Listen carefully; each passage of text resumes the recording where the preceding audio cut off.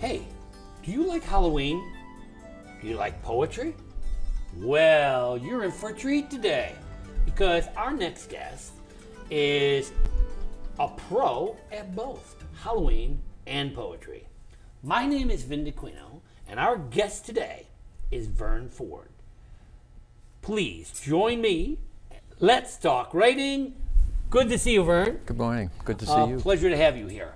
Vern, tell me a little bit about who you are and what you do.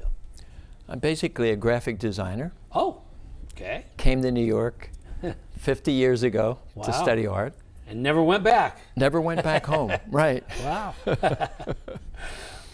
I studied design. I got a BFA at Pratt Institute.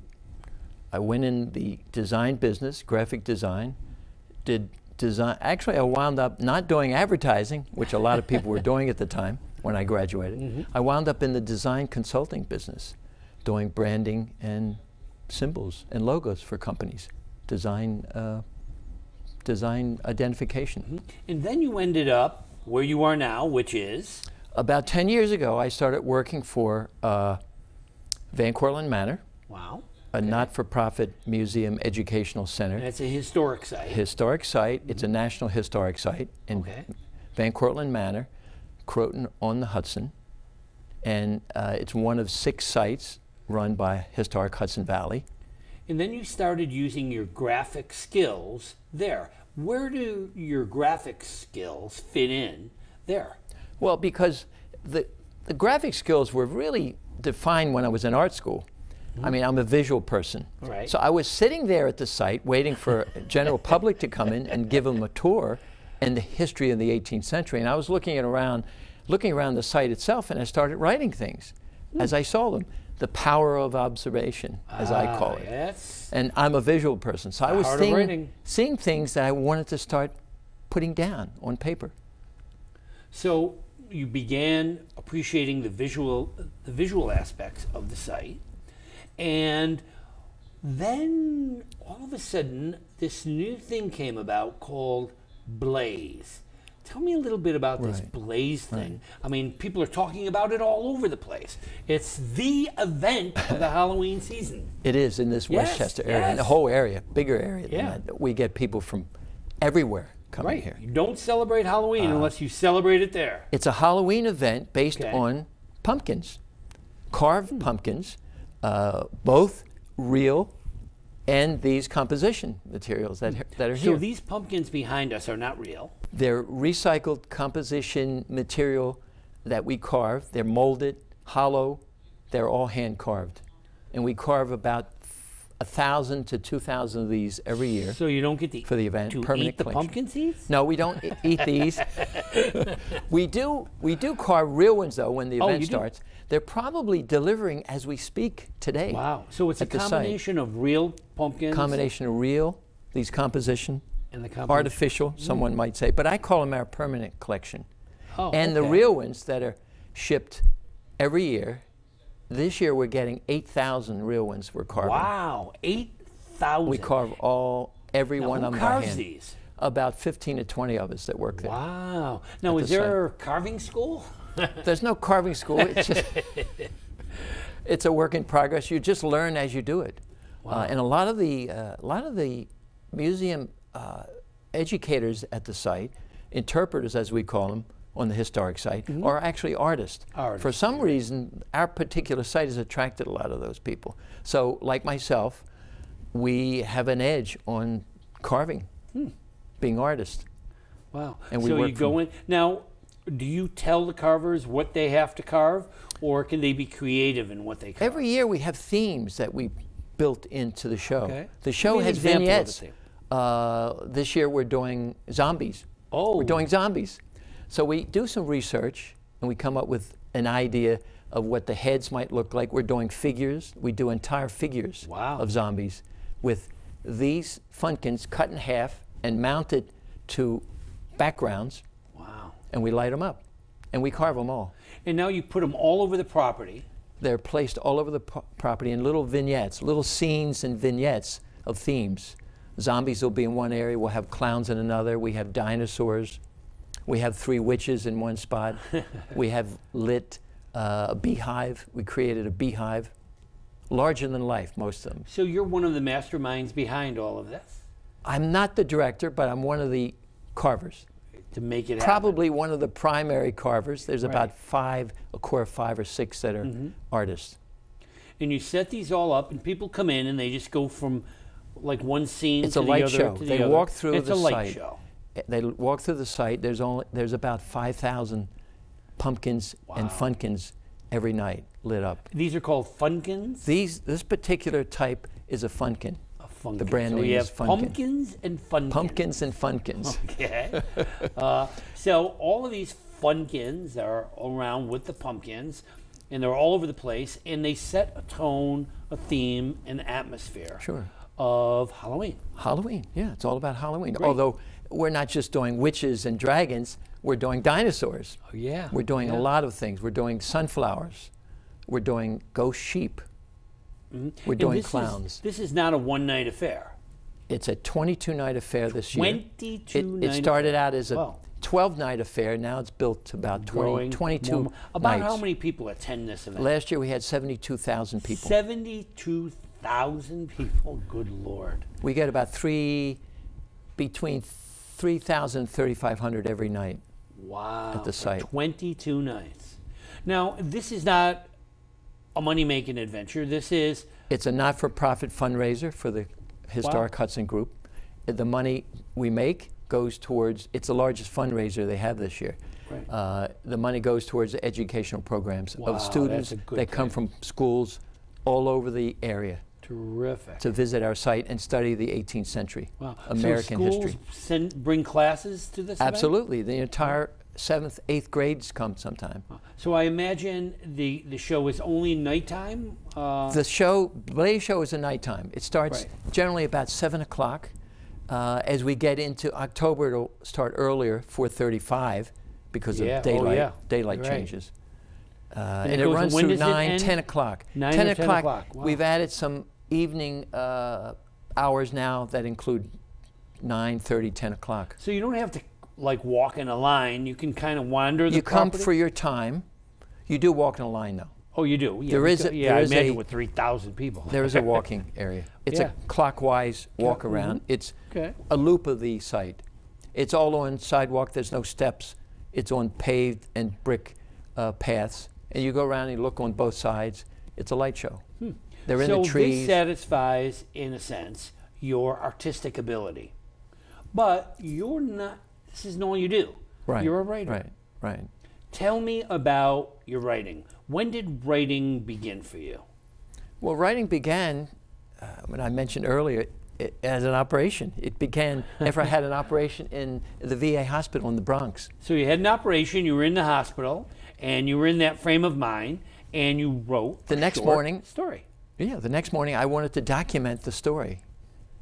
And I called what happened to you? I called it the masterpiece because it was a doctor's masterpiece. Now, did you do this as like a piece of fiction, or you did it as like a journal entry? More of a journal, open diary, nonfiction, absolutely nonfiction. It was what happened to me and my experience of it. I didn't change much of the story, but I just made it into a piece of short story that I thought was interesting. And it caught my emotion. So when you finished this piece, did you look at it and say, Vern, you're a writer? No, not really. No, I don't think I did that. But I said, gee, this is interesting. I enjoyed putting it down, the story down in words. And first time I really enjoyed putting words together like that, playing around with the words and the story, which happened. Now, were you a writer in school? No, not at all. No. In fact, when I was very young in school, my mother took me on the weekends to Johns Hopkins in Baltimore because I was a slow reader. Wow. I was a slow reader. Wow. And now you've written a number of poems and books on your own. The short stories became shorter and shorter, so I finally determined that I should stay with maybe poetry. So what other short stories, besides this nonfiction piece, where did you go from there? You went to a couple more short stories. What were the themes? I wrote about 10 or 15 short stories on the site. Most of them were on the site. And I wrote them as I was watching and waiting for general public to come and talk about the 18th century. But I was in the 21st century writing stories. Writing about them. So the job site kind of provided an atmosphere for writing for you? It did, yeah. And it stimulated your creative juices for writing. Exactly. I was looking at stones. What happens if you turn them over? I was writing about stones. Wow, yeah. On the gravel path. Yeah. Writing about the river, the Croton River comes by there. I was looking around at trees for the first time. I was looking at nature. And then I started writing about people, too. So from these pieces, poetry was born. Tell me about that. Well, the first piece of poetry was in a book that I wrote about this event because it was such a powerful event. Right. It caught everyone's imagination. And you have that first poem here? I have this first book. It's a small book, self-published. Okay. Of about 8 poems. Okay. That I wrote, and I put it in a small collection. I actually put it together myself. I print it myself, bind it myself, saddle stitching, binding. And I also put them in sleeves, plastic sleeves, because the digital printing is very suspect to staining. So I always put them in sleeves. And the site started to sell these. Wow. In their gift shop during the event. Wow. So it was a nice connection. Sure, and it's a good feeling to see people buying your work. Do you have your first poem in there? I have one of the first ones. Yeah. Well, lay it on us, Vern. I can read it. Good. And it's interesting. I have to read my work. I don't know my work by memory. I've written, I don't know how many poems I can memorize. I memorized about 2 of them. Yeah. Out of all of them. So go ahead. Here's one called Opening Night. It's actually the first night of the event. Looking out from the manor house porch, I noticed more tombstones for lighting by torch. The stones gave such a cold glare because of a chill in the air. Once they were lit with their wonderful glow, Pierre Van Cortlandt might open the show. 3,000 just serving to light up the sky. Perhaps even John Jay will ride by from Rye. 3,000 folk might come for the prophet, not the words, but just to celebrate. Why stop it? The scarecrows running past the apple trees, tripping over the quinces hard as they could be. Lying in their beds were flowers I hadn't seen before, with blazing powers. Butterflies the size of table lace. Fish, bugs, and bats abound in this magical place. Aliens, clowns, mushrooms, and knots all around. Hung in the trees, blazed on the ground. One an event, money well spent. Just a few words by the limner to document. We never knew just what a review. Nicely done. Well, very good. So you looked at that poem and you said, hey, I can write poetry. And you have a whole collection. Were there any other poems in that book? Let me just hold this up for the camera a little bit. Were there any more poems in this book that you'd like to share with us? Sure. Okay.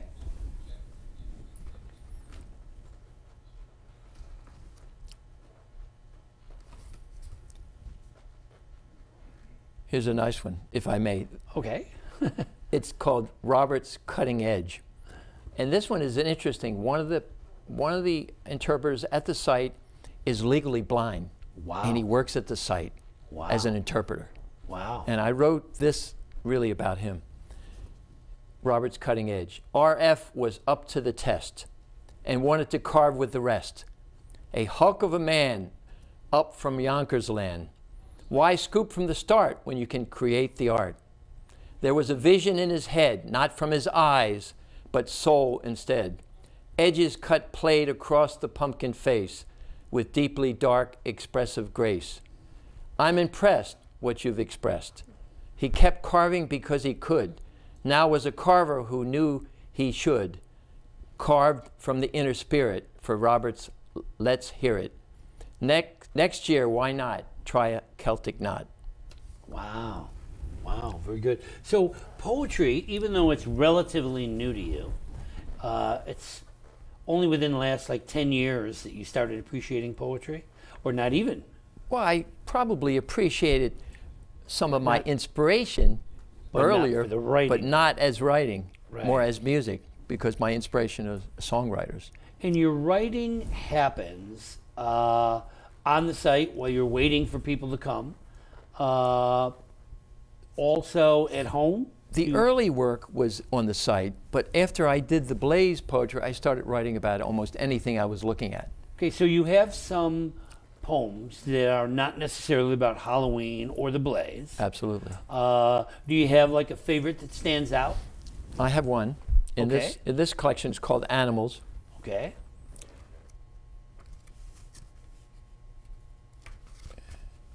Find it for you.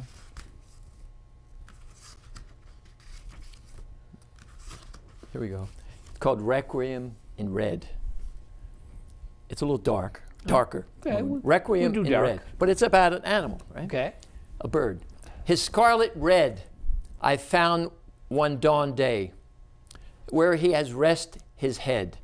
There was no smoke that signaled a pope. Had he passed beyond, could his soul find its way or stay in the gutter, washing away to run off? Might I airmail it on its way? Having seen his broken branches nesting to nightly sleep, a requiem red tarnished tail fell from high. No honor would defy, no winged victory, just history on the next page, without a cardinal's hat. Left just like that, not coming back, left this earth just like that. Above the wall, back in the earth, I buried his will, with cochineal red vestments, serving his soul from gutter's gloom, free for flight in eternity's delight. The rest of him for afternoon shade, made on my lawn where fawn once grazed. Very nice. Writers tend to reach inside and be in touch with the things that they care about, see, observe, feel. What are the things that Vern Ford reaches in and tries to touch on? What messages are you bringing to your readers that you feel are really what you're about? I just am looking out there. I get out. When I want to write, I know I'm going to have to go out and see something. When I see and make the observation, I just bring up the emotion from inside. And I go back home. Sometimes it's a day or two after I see something. And the story's in my head, and it's kind of tumbling around in there, and all of a sudden it starts coming out. And after about 2 or 3 days, sometimes not immediately, but sometimes 2 or 3 days, I start writing down what I saw. Are there things Just an observation. that are recurrent, you know, like war, or death, or love, or... Not really, no, it's random. But after a while, the randomness will kind of gather a category together enough so I have a collection. I mean, the animal stories, 8 or 10 that I have in the collection, poetry-wise, took probably 2 days to gather as stories before I had a collection. So they're all random. So Animals created a collection. And what are some of the other collections? So these are a collection of the animal stories. These were over a period of time? Yeah, probably over a period of 2 years, the animals. And some were actually written, influenced by the manor, maybe 1 or 2. Most of them are on the road in my neighborhood, generally up in Westchester, Bedford, maybe Mount Kisco. They were all over the place, but collected over a period of about 2 years. Okay, and so you have another collection in your hand there. What is that? After the Blaze and after Animals, I felt that I wanted to go back to the manor again. Okay. So keep pulling you in. The manor pulls me in because I kept working there. And this is called Manner of Speaking? Manner of Speaking, about some of the people that I worked with at the manor. Okay. So I wanted to get into the non-Blaze category. Right. These are people that are working and living sometimes in the 18th century as well as the 21st century. So it's like a time travel with my colleagues. So when you make observances, you can do observances about nature, about events, about people. Absolutely. And those are mostly about people. These moments are people stories Okay. about people I worked with there. Can you share some of that? Sure, sure. Okay.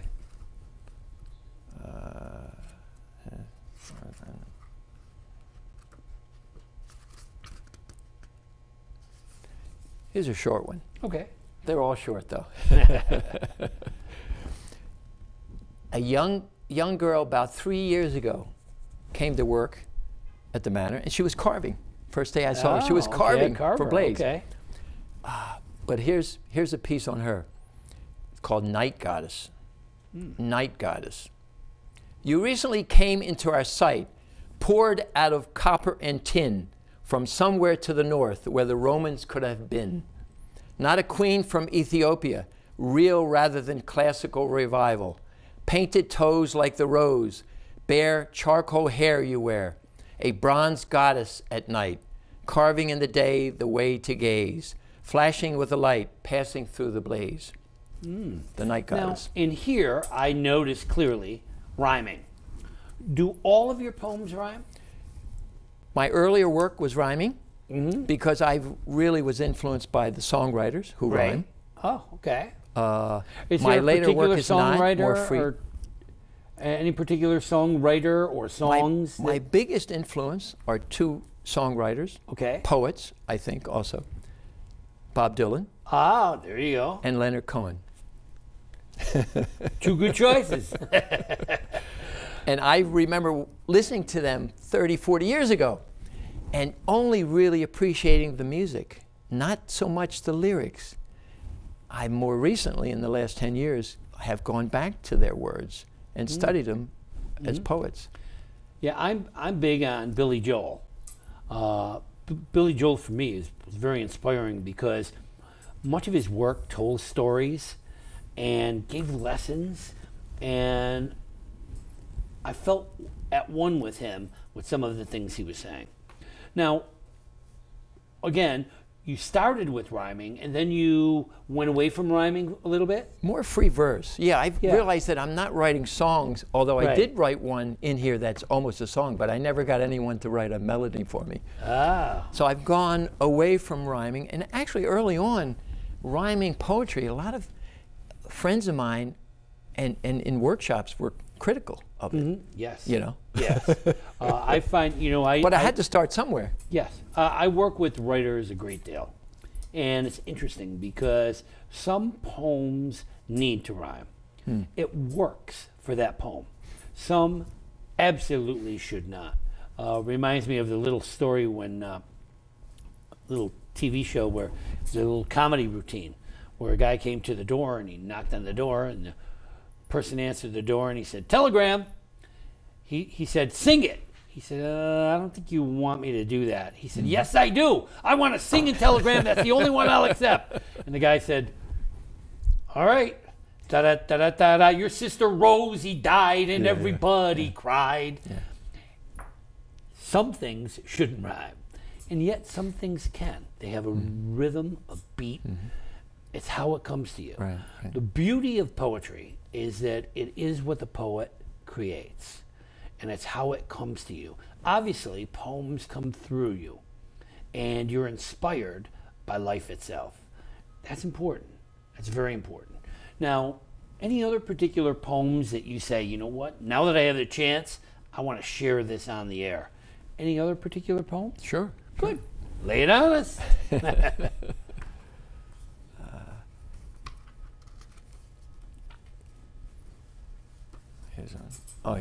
Here's one. This might be one of my favorites. Oh, okay. It's in the manner of speaking. Conversations with a Latin lady. She was in the lean-to. This is a time traveling. Ah, okay. She was in the lean-to, spinning flax. I was by the ferry landing with my tin, blowing grass. Through my thumbs, sounding like a bird, hearing my call out, she came with magnetic movement to see just a peddler. Hair black as Yucatan lava, flowing unbound from her bonnet, from the Republic of Dominican. She was beautiful as I was old. She sat on the south end of my bench. I was at the north end, was the gulf between us, or the sun caught by my tin. A classic balance, the bench with horizontal length, her dress with vertical lines. She seemed taller, a Corinthian fluted column, the bench smaller. I a broken pediment, her skin unglazed porcelain from the China trade, wrapped in French Empire. Slippers slipped off. She seemed comfortable. I felt complete. Here was beauty. I was beast. Her words long and lingering, mine suddenly short. I watched the words come from her lips, looking to listen. The day went longer. She crossed her covered legs. They went shorter, formed a lotus, meditated away. She left for Los Angeles. I crossed the Croton for Kirbyville. Was this Spanish or Portuguese? A trip south of the border or just a tropic improv? Very nice. So this came from Manner of Speaking. Then you have another poetry book here called On the Road Again. On the Road Again. Oh, very good. And what is On the Road Again about? It's about stories that happen on the road as I'm driving around, in my car sometimes, walking to the lake in different areas. All right. And then another Blaze poetry? More Blaze. More Blaze. The second collection was more. And then you have another Blaze poetry book. Well, what happens is that the show changes every year. Yes. So there's more to write about. And these are from the show? These yes. 4 things here? I did these. These are Funkins? I did these 4 Funkins in the demo tent at night before the show as people walk through. Just a demo for the kids. They walk over and sit around and we carve together. Okay, so then once again, if we want to see these Funkins and Pumpkins, where will we go? Van Cortlandt Manor. Van Cortlandt Manor, which is Croton on Hudson. Croton on Hudson. And there are thousands of these pumpkins that we could see. Every night, 5,000. And we'll get to see you. Vern, I cannot thank you enough for being with us. I look forward to reading more of your poetry. Continue doing what you're doing. Continue influencing people. We'll see you there. And in the meantime, I want to thank you very much for spending your time with us here today. Thank you. We appreciate it, and we look forward to seeing you. Great. Thank you for joining us. Join us again as we talk to other authors, other poets, other writers. A pleasure to see you.